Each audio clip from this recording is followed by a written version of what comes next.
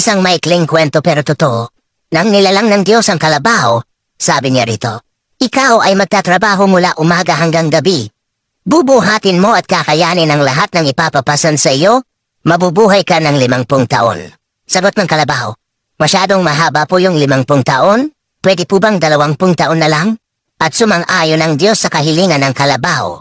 Nang nilalang ng Diyos ang aso, sabi niya rito, ikaw ay magiging tagabantay ng bahay, sunod-sunuran sa gusto ng iyong amo, mabubuhay ka ng 25 taon. Sagot ng aso, masyado pong mahaba yung 25 taon. Pwede po bang 10 taon na lang? At sumang-ayon ng Diyos sa kahilingan ng aso. Nang nilalang ng Diyos ang unggoy, sabi niya rito, ikaw ay magpapalipat-lipat sa mga baging, magiging katawa-tawa at nakakaaliw, mabubuhay ka ng 20 taon. Sagot ng unggoy, masyado pong mahaba yung 20 taon, pwede po bang 10 taon na lang?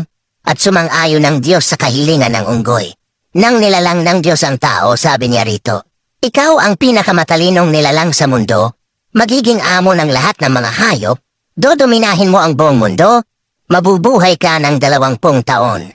Sagot ng tao, masyado pong maiksi yung 20 taon.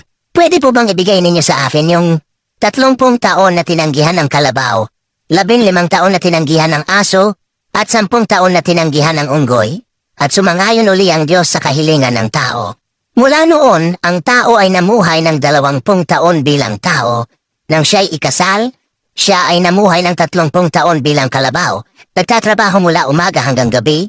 Binubuhat at kinakaya ang lahat ng pasanin sa buhay. Nang siya'y mawalay sa mga anak, siya ay namuhay ng 15 taon bilang aso, tagabantay ng bahay, at sunod-sunuran sa mga gusto ng mga anak. Nang siya'y matanda at retirado na, siya ay namuhay ng 10 taon bilang unggoy, padalaw-dalaw at palipat-lipat sa mga bahay ng mga anak, nagiging katawa-tawa para aliwin ang mga apo.